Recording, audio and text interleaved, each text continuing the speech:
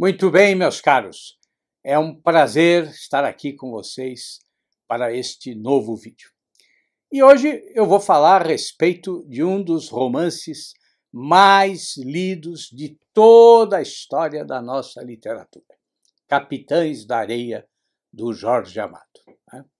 Mas por quê? Quer dizer, por que será que esse romance é tão difundido, tão aclamado e tão elogiado? E por que será que ele consta de tantas listas de leituras obrigatórias dos vestibulares em todo o país? Eu vou explicar para vocês algumas coisas. Mas antes de começar, dois convites. Primeiro, não deixem de participar do meu canal no Telegram. Vocês sabem que o Telegram é um aplicativo aí parecido com o WhatsApp, mas com muitos outros recursos. E no Telegram eu publico lá no meu canal áudios todos os dias falando a respeito de literatura e de escrita. Nós já somos lá mais de 16 mil pessoas.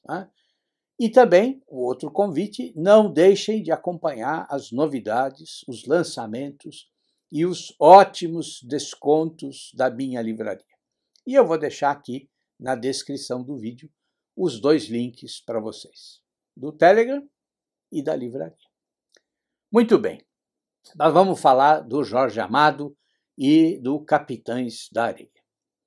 Bom, antes de mais nada, vocês sabem que a vida do Jorge Amado é inseparável do comunismo, não é mesmo? Em 1951, inclusive, ele recebe aí o famoso prêmio Stalin, que, na linguagem de propaganda da antiga União Soviética, era aí outorgado a todos que, de alguma forma, contribuíram para o fortalecimento da paz entre os povos. É a típica hipocrisia comunista. Eles fomentam o ódio, a divisão e a guerra onde eles puderem, mas fazem esses prêmios para mostrar como eles são, na verdade, muito bonzinhos. E claro que, para alguém como o Jorge Amado, que era filiado ao Partido Comunista desde a década de 1930, era uma honra inigualável receber um prêmio com o nome do Stalin, que foi um dos mais terríveis ditadores da história da humanidade. Bom, o primeiro período da carreira literária do Jorge Amado é extremamente prolífico. Ele publica 6 romances entre 1931 e 1937. É de um fôlego impressionante. E, claro, a nossa primeira reação, quando a gente vê esse número, bom, a gente pensa, isso é incrível, o cara é um gênio para publicar tanto em tão pouco tempo. Mas a gente vai ver que essa aparente facilidade para escrever, ela cobra um alto preço do Jorge Amado. O romance Capitães da Areia é publicado em 1937. E, bom, vocês sabem a história, É a história lá de uma gangue de meninos de rua que aterroriza a cidade de Salvador, na Bahia. Com a intenção de contextualizar o suposto drama dos membros da quadrilha, o Jorge Amado abre o romance com reportagens e cartas mostrando o debate que divide a capital baiana. E aí, já nesse início, a gente começa a ver o maniqueísmo do autor, a visão simplista do mundo, que não é nem um pouco ingênua, mas que faz parte do discurso típico da esquerda.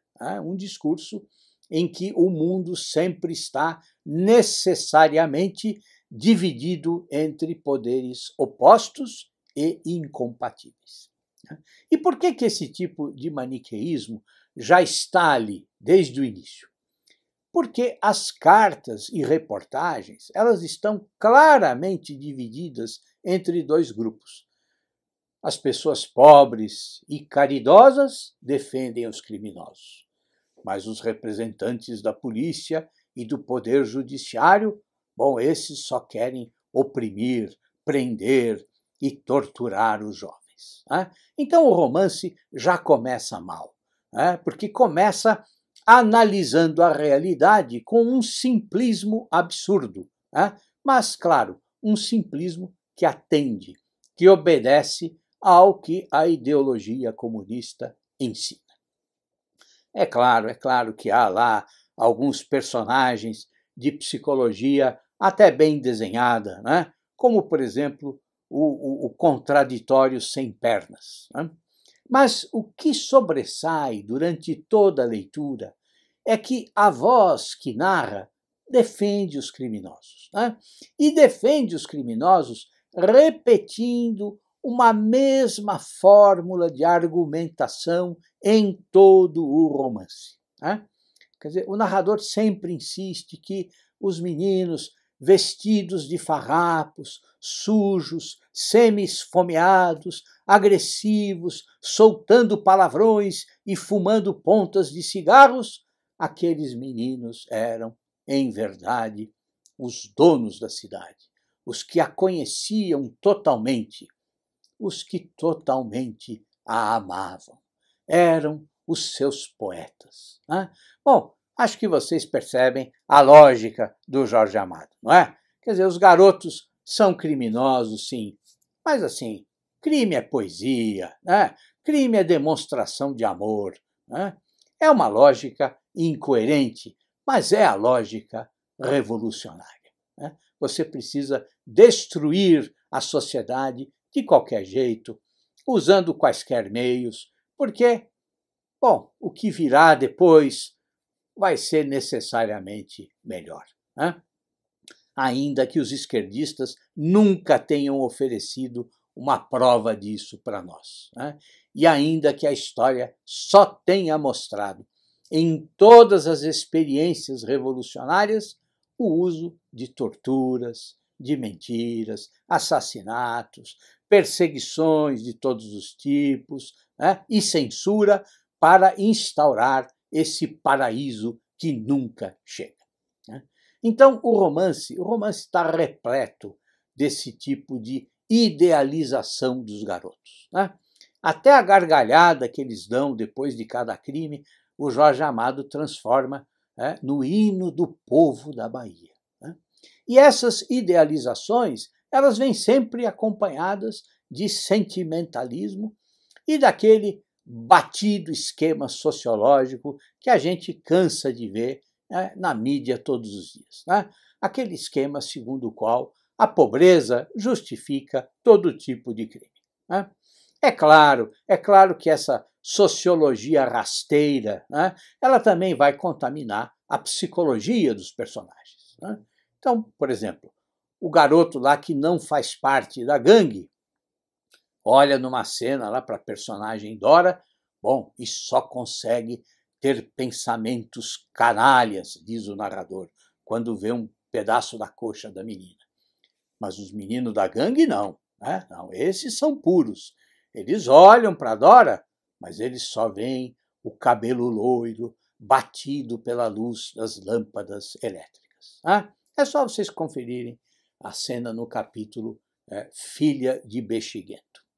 Bom, mas os problemas não param aí, não param aí. Né? Quer dizer, o romance é de uma pobreza estilística assustadora, né? Porque o autor é obcecado por repetições. Né?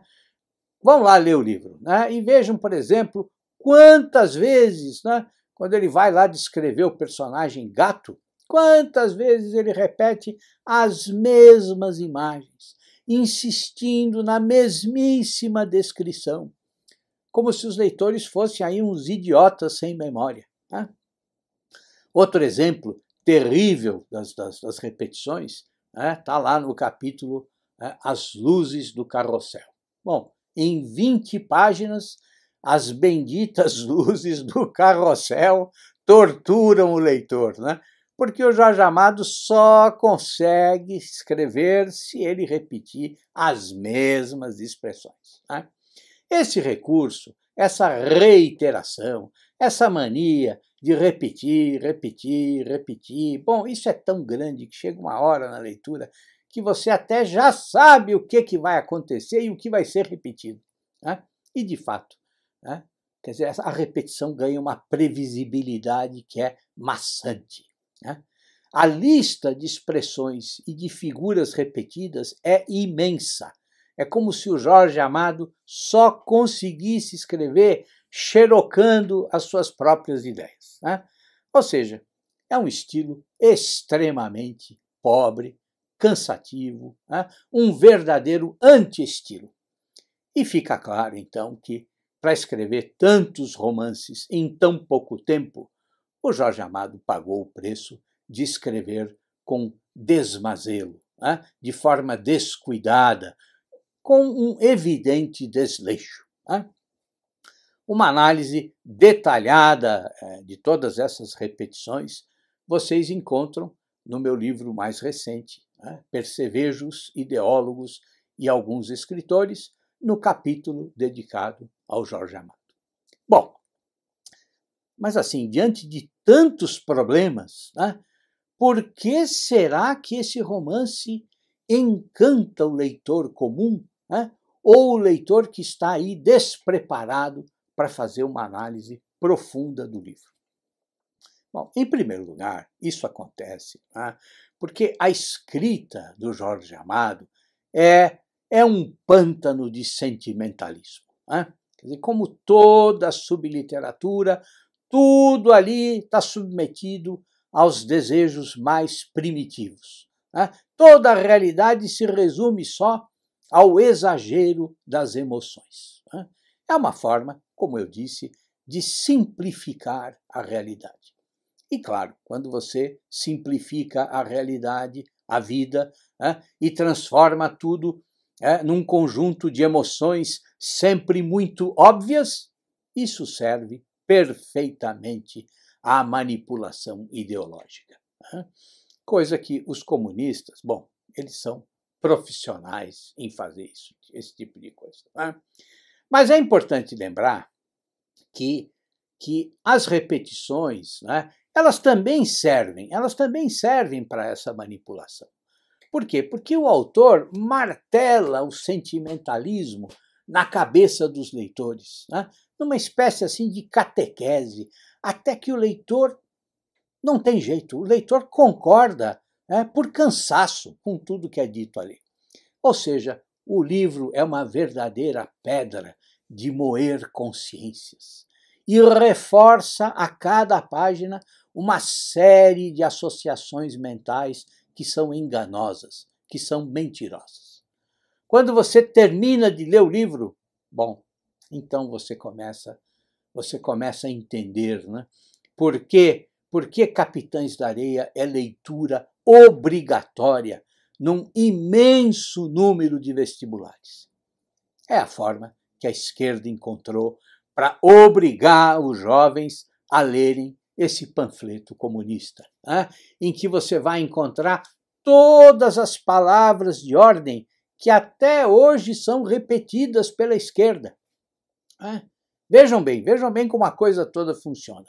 Em 1937, né, o personagem principal do livro, que é o Pedro Bala, bom, ele já fala com os punhos levantados, convocando os companheiros para a luta.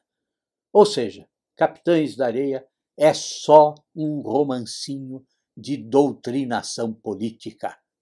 Nada mais. É isso, meus caros.